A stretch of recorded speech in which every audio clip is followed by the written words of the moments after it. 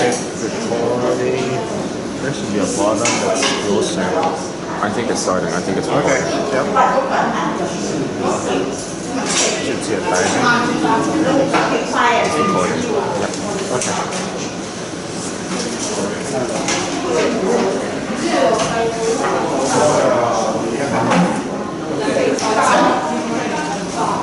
Okay, good morning, everybody. Good morning. Let's try this again. Good morning. Okay. Thank you for coming, and welcome to week 4. It's hard for me to believe that we've been at this for 3 weeks already, and we're entering into our 4th Sunday together, but we are. And this is a very exciting morning because we're finally going to get to talk about the tabernacle. But before we get there, I just want to go back to last Sunday, because last Sunday, Daniel here asked a very good question towards the end of the session. And by the way, if you missed the session, or you'd like to go back and sort of go through it again, it is posted to the EEC website. You go to the EEC website, you click Sermons, and on the left-hand side you see Adult Sunday School. Click on Adult Sunday School, and you have all of this on videotape and also on audio. But at the end of the session last week, Daniel asked a question about land and temptation. Do you remember asking that? So I wasn't satisfied with my answer, so I went back and thought a little bit more about this, and I want to recommend the following things to you, although I will not take time this morning to review these.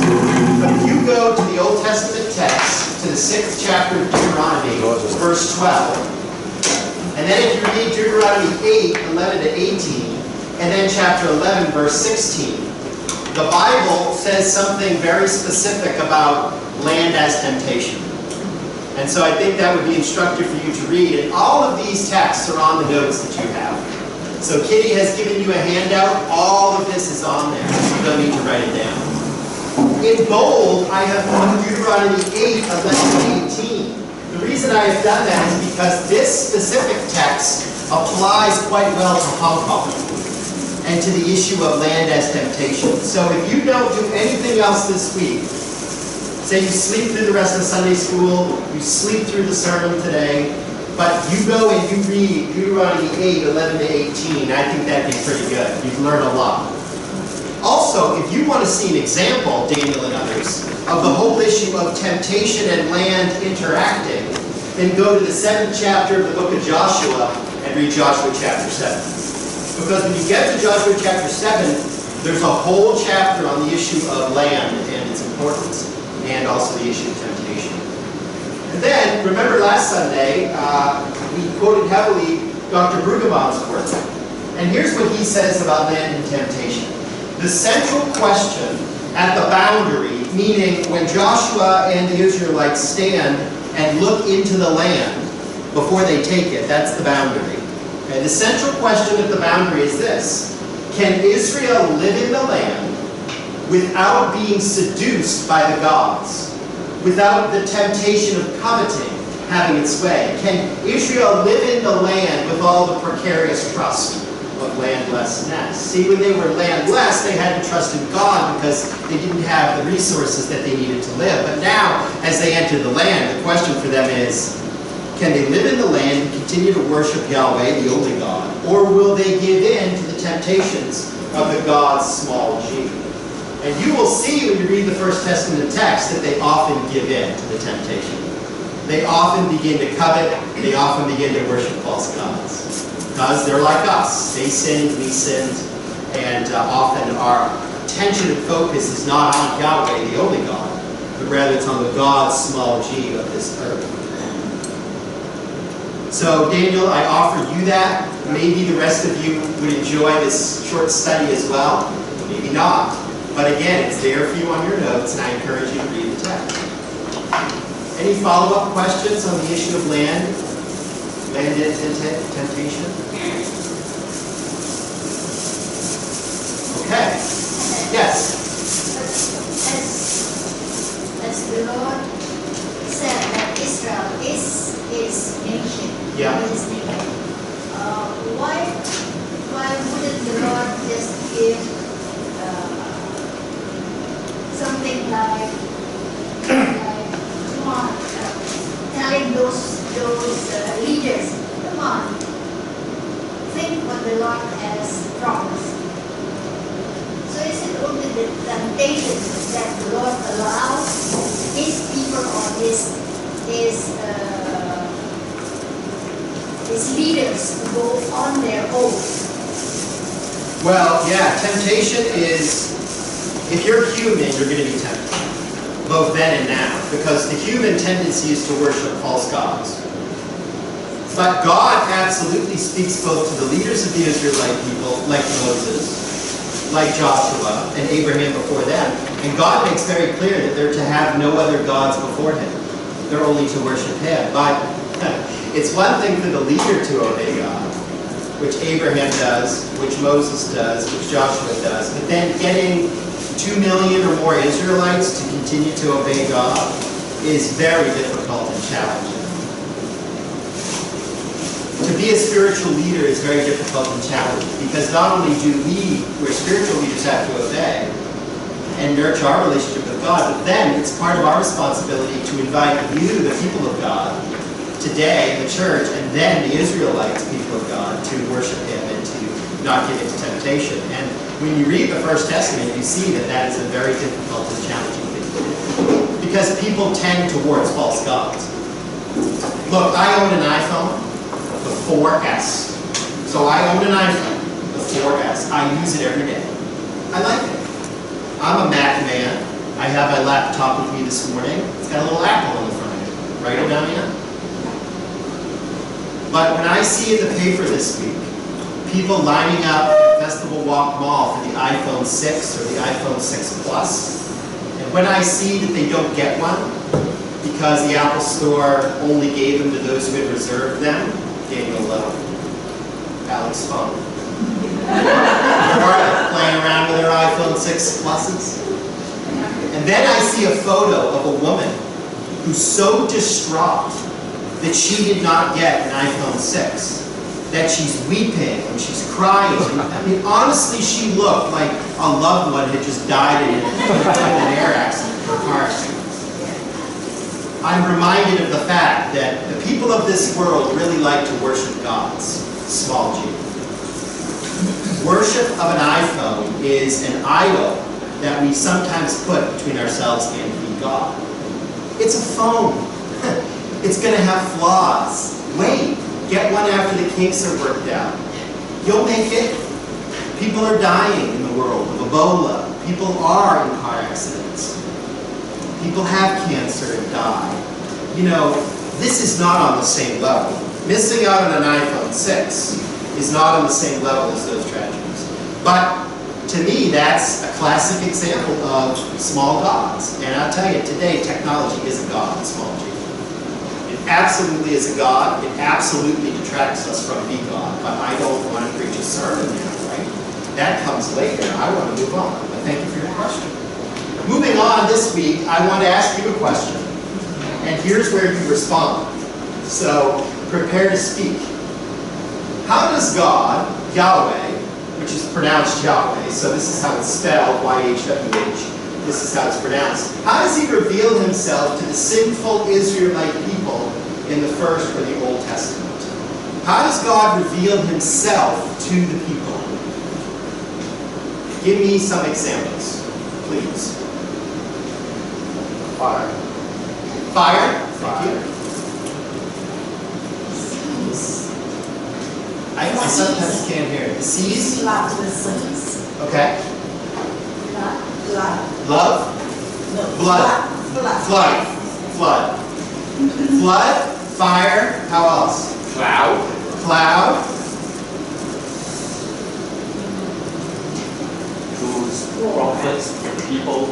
Through His prophets, through His people. Okay. Excellent. Through the enemies. Through the enemies of the Israelites. Absolutely. We learned that last week. Let me ask you this question. Today, 2014, how does Yahweh or God reveal Himself?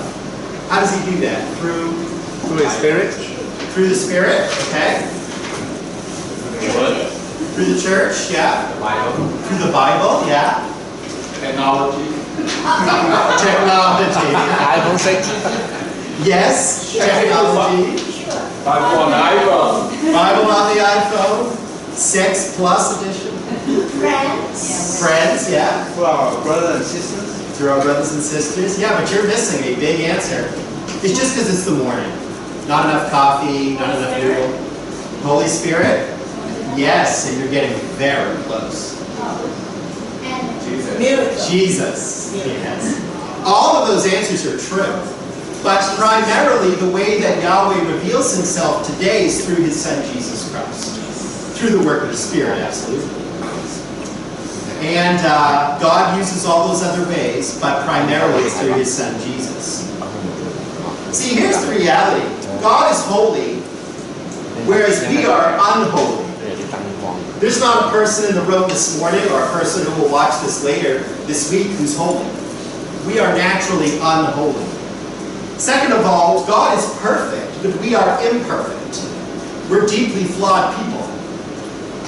We are sinners. And then, as I say here, God is sinless. We are sinful. So in a sense, Yahweh, God, is the opposite to us. We are everything he is not. And all of us are this way. We tend, as I've said, towards sin.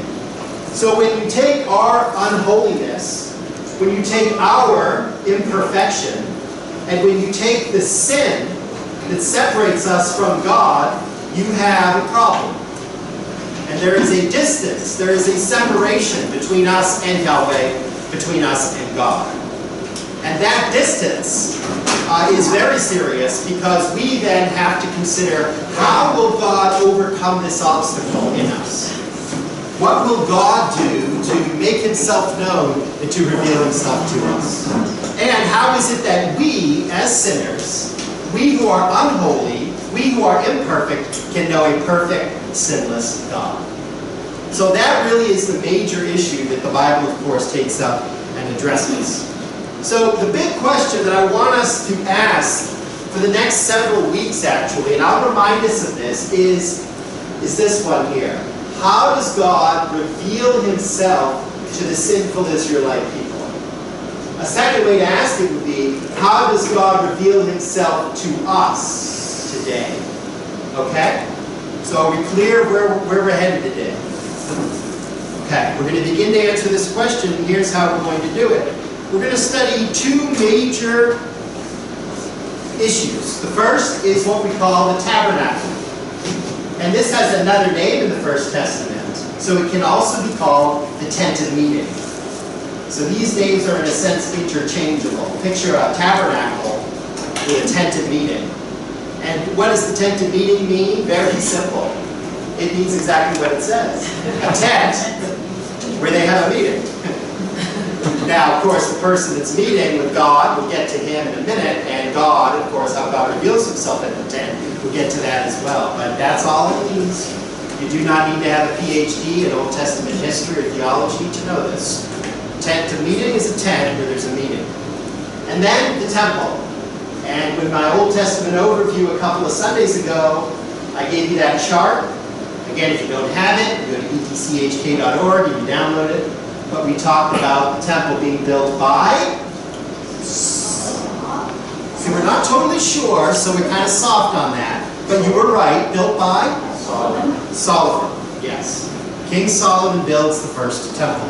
There are going to be two temples. So this morning what I want to do is to give you a tabernacle overview. And this is sort of what it could have looked like. I mean, I'm not thrilled with the graphic here, but I'm borrowing from Rose Publishing these slides. And this is in their mind, this is what it could look like. The Israelites are camped out.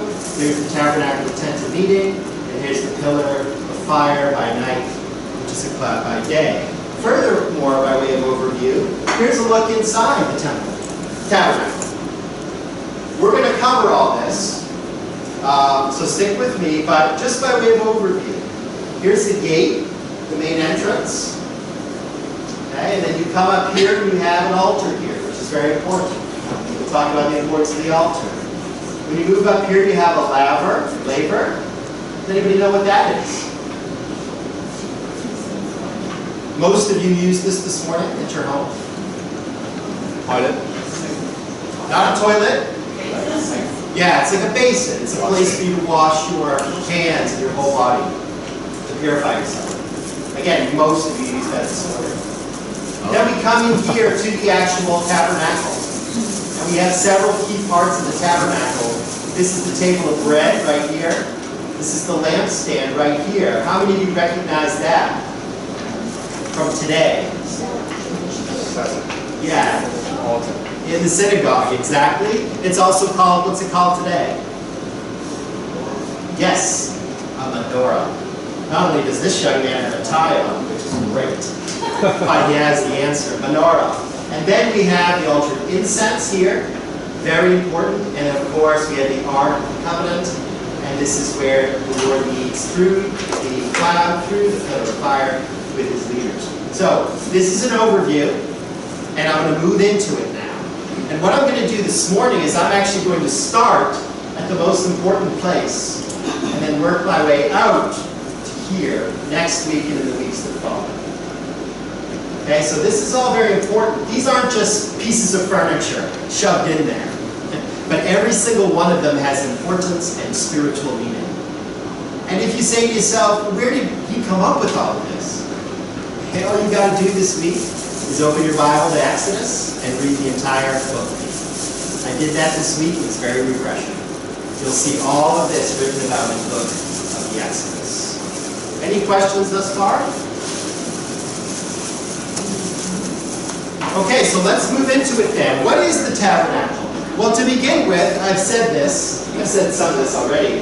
The tabernacle was a movable tent of meeting that God commanded Moses to build. Please note the order. God, Yahweh, came to Moses and told him to build it. This is not Moses' idea. This is God's idea. And also, please notice that it's movable. So we'll see why that's important soon, but it is movable. Secondly, God. This gets to our big question. God wanted to dwell among his people, the Israelites. He wanted to have fellowship with them and to be able to communicate with them. Now, this should get you excited. This should get your blood in motion in your body this morning. God takes the initiative to communicate to the Israelite people. God could easily have made the world and then left it.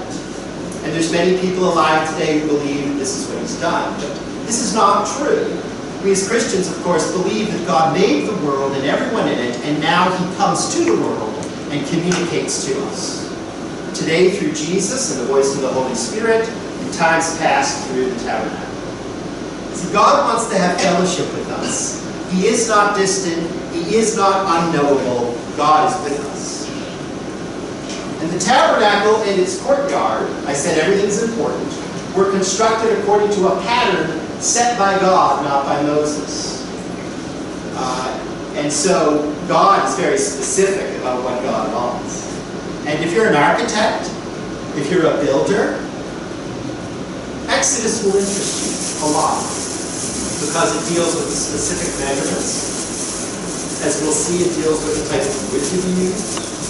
It deals with a style of pattern in which it's to be made. And so for those of you who like that kind of thing or work in that field, the Bible has something very wonderful to say to you because you'll understand all that. I couldn't fix a thing in my flat, my life depended on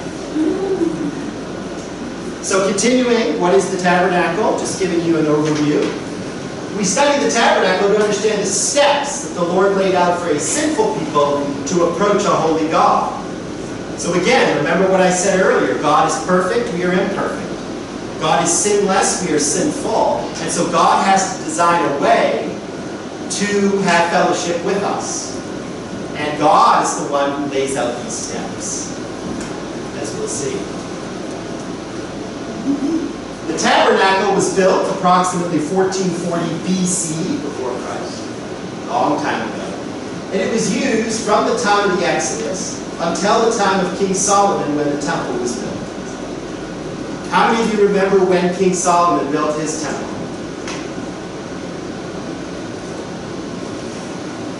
Does anybody know?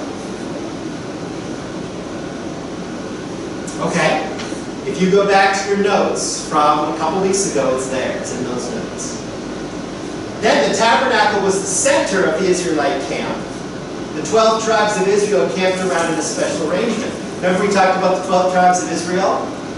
A quick refresher, the 12 tribes of Israel represent the 12 sons of Jacob, right? Well, all 12 of them? No. Why, Julie? Two grandsons, who are Manasseh and Ephraim, yes. Who are the sons of who? And Joseph is the son of? Jacob. Right. And the 12 tribes of Israel are each given land in Israel. But there's one other son that's missing. What's his name? Levi. Why is he missing? He's the priestly line. And I'll tell you what, if you want to know more about Levi, the Levites in the priestly line, you got to stick with the tabernacle study, because the ones that serve in the tabernacle will be the offspring of Levi. Well, I'm so impressed. This is what's called the Ark of the Covenant, which I referred to earlier as well. And I'm going to give you all the details about this ark soon. But here it is, the two cherubim. This represents, of course, the voice and the presence of God. And inside the ark will go several items that we'll look at in a moment. But this is all just by way of overview. The Ark of the Covenant, the Ark of the Testimony is extremely important. And so let's look at the biblical text together. Exodus chapter 25, verses 8 to 16. Let me read this for you, and please notice that I have put in bold, Ark. Also, this is available to you on your outline, not the whole text, but the reference. Exodus 25, 8 to 16. Where do we read about this in the Old Testament? Then have them make, this is God speaking, a sanctuary for me, and I will dwell among them. Make this tabernacle and all its furnishings exactly like the pattern I will show you. So God is a perfectionist. He wants it done a certain way. Have them make an ark of acacia wood, 2.5 cubits long, a cubit and a half wide, and a cubit and a half high. Overlay it with pure gold, both inside and out, and make a gold molding around it. Cast 4 rings for it, and fasten them to its 4 feet, with 2 rings on one side and 2 rings on the other. Then make poles of acacia wood, and overlay them with gold. Insert the poles into the rings on the side of the ark to carry it. The poles are to remain in the rings of this ark. They are not to be removed. Then put in the ark the tablets of the covenant law, which I will give to you. So this is the text, one of many, in which God lays out what he wants to do through the tabernacle, and in which he gives instructions, specific instructions to Moses about what he wants. An ark is to be the centerpiece of the tabernacle.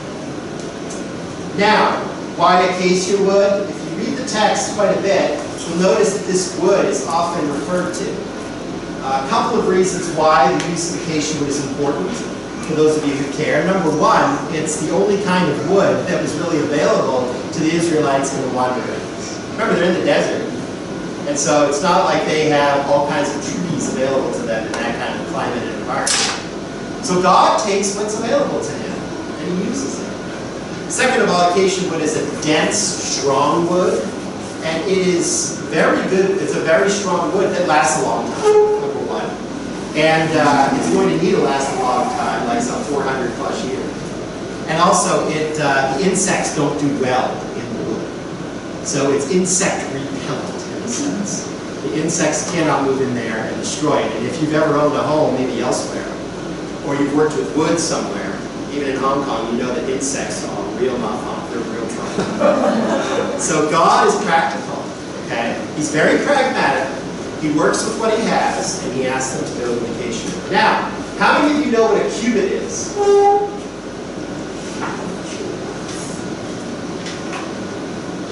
Anybody? Do you know how big a cubit is, or how long?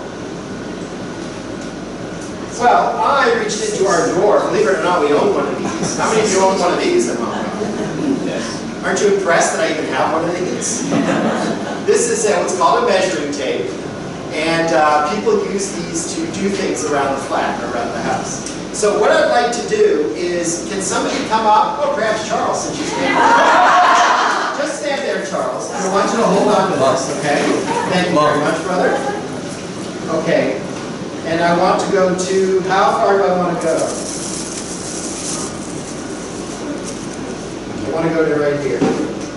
Okay, so keep holding that. Okay, hold this side too. Thank you very much. That is a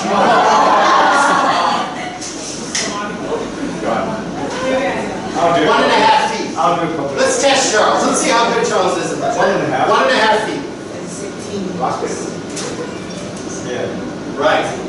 And that our brother Charles is holding so well there, that is a cubit.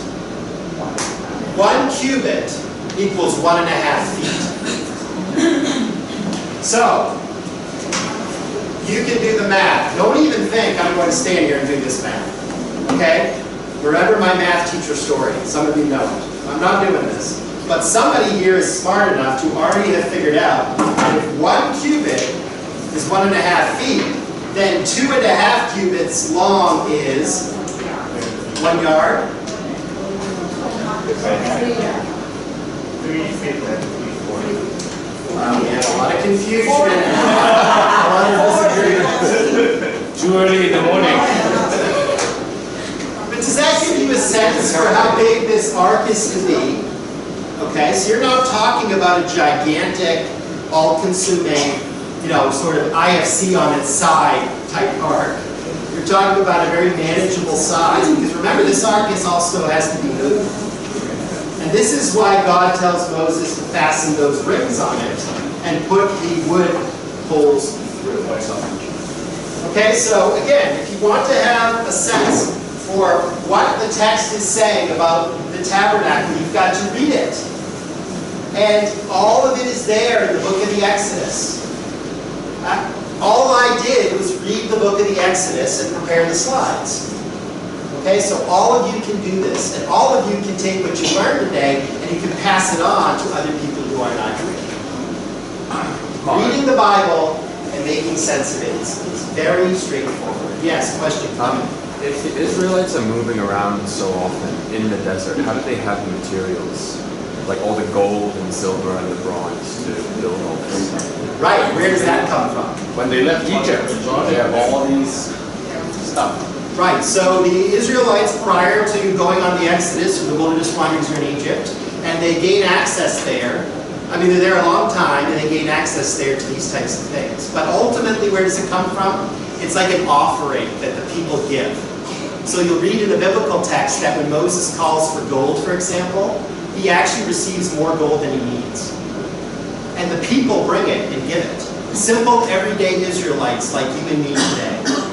So when we get downstairs to the service, and Jan indicates that we're going to take an offering, and you reach into your pocket and pull out a check, or you pull out cash, or you make an online offering, that's a similar thing. Moses called for the gold, etc. They reached in and got it and brought it out. And again, the acacia wood is growing there. So they chop it down, and they bring it in. And then you have, so exciting, then you have a couple of gentlemen in particular, and does anybody know their names, who are expert craftsmen? You know their names? Yes. Yes, yes, yes, this man. Yes. It's hard to say, but Bezalel and Oholia. I was going to say Obama, but Yeah, not Obama, but Oholia. These two craftsmen, they take all of this and they carry out these instructions. So I'm telling you, if you are a craftsperson who makes things, then you are every bit as much included in how God ministers through people as any preacher or pastor or missionary is. Because God needs all of us. So, beloved, we're going to see more of this, but that's a very good question. I love that kind of a question because it tells me that at least one of us is thinking, critically about, well, how do they do this in very practical ways. Now, the Ark of the Covenant, I want to talk about this for a little while. As I said, this is one of the most important pieces in the tabernacle. And the Ark of the Covenant is also sometimes known in the scriptures as the Ark of the Testimony. Okay, so wherever you see the Ark of the Testimony in some of your Bibles, they mean the Ark of the Covenant. let's learn a few things about this ark. It's the central focus of the entire tabernacle, and it's the most holy place. And this is where God spoke to the high priest above the mercy seat, the area where the winged cherubim face each other. These are cherubim, like angels. They're made of pure gold, and they're facing each other. And this is where God comes to meet. The ark was the first item of furniture that God constructed. Commanded Moses to construct for the tabernacle. So when you read the text, you'll see that this and the construction of it comes out first, because it's very important. God often starts with the most important and then works his way down to the least important. Not to say the least important is unimportant, but it's just less important than that. The tabernacle was built to house the Ark of the Covenant. So the whole tabernacle, as we saw earlier, is built around this to house it.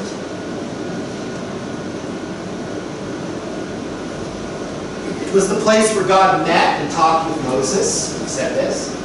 And God set apart the tribe of Levi, here we are, to carry the ark and to stand before him, to serve him and to bless his name. So remember, the 12 tribes of Israel, they get a portion of the land, except for Levi and his tribe, his offspring. Why? Because the Levites are set aside to be the priests. They're set aside to take care of the tabernacle. And in a few weeks, we're going to look at, we're going to put the priest, the high priest up here, and we're going to see him. We're going to study exactly what he wore and why God commanded him to wear it. So we're moving down into the details now, and some of you missed the overview, but to me, this is just so exciting because you read it in the text and you see it on Sunday morning on the screen. The high priest, who we'll see soon, he entered this area here, most holy of holies, once a year. Who can pronounce that phrase? Yom Kippur, the Day of Atonement, to sacrifice and to sprinkle blood on the mercy seat, which we'll see in a minute, sent to atone for the sins of the people. Yom Kippur is a very important festival on the Jewish calendar, and I wanted to give you a few facts about it today, so that you see that what happens in the scriptures is important for today, especially for our Jewish friends. This year falls on October 4th. So when you come to October 4th in a few weeks, you will notice in the media and in the press that the people of Israel are celebrating Yom Kippur. And as a result of that, there'll be a legal holiday in all of Israel, which is something that I'm sure they're looking forward to like we do. Listen to this, there's no radio, there's no television broadcasts, the airports are shut down. Just imagine shutting down Czech-Lapkov. I mean, you would have hell to pay for the Hong Kong people. But in Israel, you will not be flying in or out on that day. There's no public transportation. All the shops and businesses are closed. In 1973, which is an important year in my life, this all changed. Because on that afternoon in 1973, during Yom Kippur, an air raid siren sounded because there was a surprise attack by Egypt on Israel. That is known as the Six-Day War, okay? Or the Yom Kippur War. So again, when you're studying history, when you're reading the press, when you're thinking about Israel, you're going to see the Yom Kippur War. And that commenced, that began in 1973 on Yom Kippur. In 2013, listen to this, 73% of the Jewish people of Israel said they were intending to fast on Yom Kippur. 73% of them would not eat or drink. This is the reason why it's very common in Israel to say to someone on Yom Kippur, easy fast, to wish them an easy fast. Or to say to them, have a benefiting fast in the English. I won't attempt the Hebrew. Not everyone fasts, but a lot do. And so again, we come to October 4th, the current Israelite people, The descendants of Abraham and Isaac and Jacob and Moses, they'll take this seriously. They will observe it. It's considered impolite to eat on Yom Kippur, of course, because people are fasting. It is inconsiderate to sound your music on Yom Kippur. So turn it down in your flat, everybody. It is inconsiderate to drive a motor vehicle. There's no legal prohibition against any of these, but in practice, they are not used, except for emergency services. But here's another insight to modern-day Israelis. Over the last few decades, bicycle riding, inline skating, which some of you do in Hong Kong on the empty streets, have become common amongst the secular Israeli youngsters, especially on the eve of Yom Kippur in the city of Tel Aviv. So, that may not interest you, it interests me. How do the Israelites today carry over the traditions of their forefathers and foremothers? And there are many other feasts that the Israelites observe, and you could do an entire Sunday school class on the feasts. So I'll try to fit that in. We've got so much to do in such short time. Yes, Brutus? So is there a high priest like the Pope in the Catholic tradition? Today, for the Jews? Yeah, for Jews. Yeah, of course. They still have a one high priest. Yes and no. So my answer is as clear as mud. Maybe I'll give a little bit of time to that next Sunday. It's a complicated answer. But sure, the Jews, particularly the Orthodox Jews, follow many of the same biblical traditions that we had in the First Testament. They take them very seriously.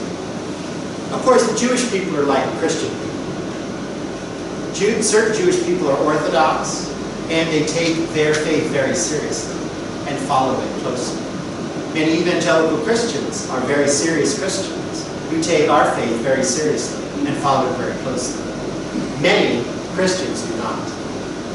And so, too, is the case with the Jews. Many Jewish people, of course, do, but many do not. Okay, so that's a little bit about Yom Kippur, and it was also known as the Day of Atonement, which is crucial because we'll see this theme emerge in the entire Bible.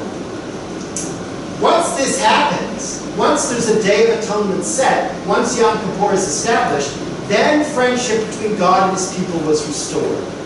God reached out and made it possible for people to know Him.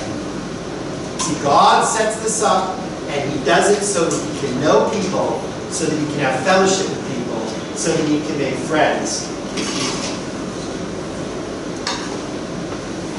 The ark is made of acacia wood, and it's overlaid, as we read in the text, with gold, with a crown molded around the edges. I mean, this is obviously not a photo of the real Ark of the Covenant, because we don't have it. This is some man or some woman at Rose Publishing. This is their idea of what it looks like. Okay? We always got to keep that in mind.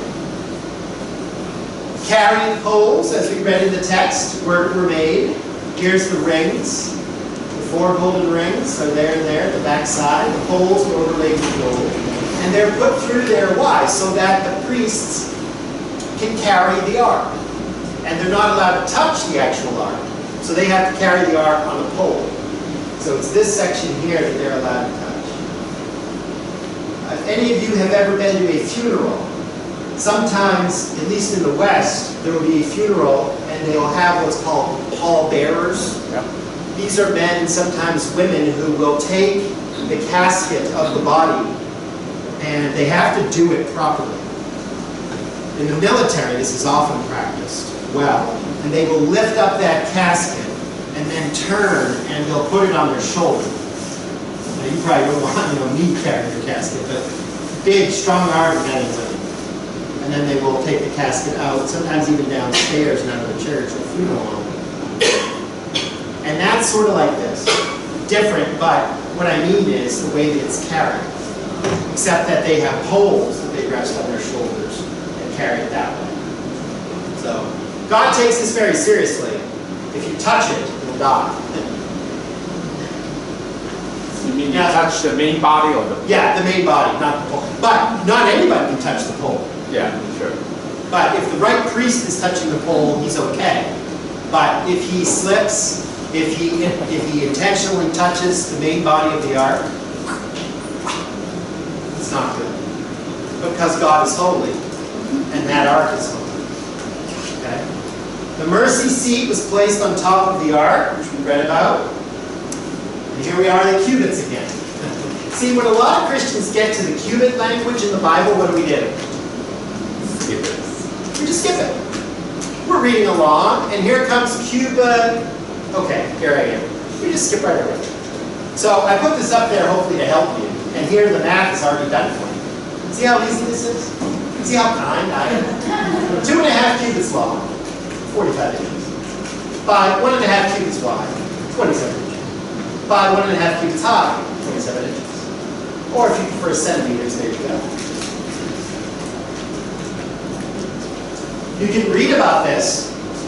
I've already quoted from Exodus 25. But I read about it in John 6:44, Ephesians 2:8-9, Hebrews 9:4. All of these texts are found where? The New Testament. So lest you think that what happened in the old stayed in the old, it does not. Now, what goes into the ark? What are the contents? First content is the stone tablets. These are known as the 10 Commandments, or the testimony. That's why it's sometimes called the Ark of the Testimony. These are given to Moses by God. And the law reminded the people that God would protect them if they were obedient to him. Just shout out some of the 10 Commandments. Thou shalt not kill. Thou shalt not kill, yes. Thou shalt not steal. Thou shalt honor thy father and mother. Aha! Thou shalt honor thy father and mother. It's an interesting one. Remember 70. Yes. Do not take God's name in vain. No other gods will not be added. Yeah, do not worship any other gods. There's 10 of these. Where are they? Exodus 20. All you've got to do is turn to Exodus 20 and read them. Okay? And remember, I'd recommend memorizing them because this is the law that God gave to Moses. And Moses is up there on Mount Sinai and he receives these commandments on a stone. And you just wonder, how did that work? How did God do that? And then Moses collects them and he carries them down the mountain, which was not easy to do. You try climbing down a mountain, you have 2 stone tablets in rough weather, and you're one man who's just met with God. But he brings them down, and today they're in our Bibles in Exodus chapter 20. There are 10 of those. The second thing that goes into the ark, so you have the tablets in the ark, and then the second thing is a jar of manna. And the manna reminded the people that God constantly provides for them. Now, what is manna? Unleavened bread, okay. Drop from the sky. It dropped from the sky. Yeah. Yeah. This is how God provided food to the grumbling, sinful Israelites when they're in the wilderness. And if you want to read about this, go to Exodus. God provides what's called manna. And manna is like, it's like a sort of like a white flaky bread. Now, can you collect as much manna as you want and keep it? No. Right. What does God do? God says, I'm going to send this manna every morning, but you've got to collect what you need and use it that day. Otherwise, what do you find in your manna the next day? Oil. Maggots. Maggots. Now, I don't know if you like maggots. Some would say that they're very healthy for you. They're good protein. But imagine that you come to your jar of manna in the morning and there's maggots in there. But imagine that the next morning there's a fresh supply of manna. And the next morning. And the next morning. And the next morning. And the next morning. For how long? 40 years. How many? 40. Yeah. Manna for 40 years. Imagine, some of you are 40, you've been eating manna your whole life. Every morning. This is not dim sum, this is manna. No pineapple. Bun. Pineapple, manna buns. How about this, manna stuff with pineapple? No, this is manna. Now God provides it, imagine that. No trips to Park and Shop, no more going to Welcome. I know for some of you, but my maid goes. What do I care? Well, for some of us, we are the maid. So we go to Park and Shop and welcome. To get the groceries, we have to carry it back. And I, some days, would prefer the manna, quite frankly. But imagine eating that for all those decades. 7 days a week. Yeah, 7 days a week. No break on the weekend. You can fast one day. What God does, though, is God asks them to take some of that manna, put it in an urn, and put it in the ark. The third thing that goes in the ark is Aaron's rod. Who is Aaron? We haven't heard him before. Moses' brother. Yeah, he's the brother of Moses. The real brother, the blood brother. And he has this rod. It buds. It's an amazing rod, and it bears fruit. And it proves by doing it that Aaron was chosen by God. The rod also reminded the people of God, the Israelites, that God has the power to bring life from death. See, in the New Testament, Jesus comes back from the dead to show us that God has power over death. But in the First Testament, God is already foreshadowing that. God is already giving us a glimpse of that through Aaron's rod. What is a rod? It's a stick. It's a big piece of wood that a person would use to carry. Some of you hikers, you use this when you go up into the hills of Hong Kong to hike. It sort of balances you or helps you up the mountain. Now in Hebrews chapter 9, verses 1 to 5, we have this incredible text. Again, Hebrews is obviously in the First Testament and the New Testament, but listen to this text about all that I have just said. Now, the first covenant had regulations for worship and also an earthly sanctuary.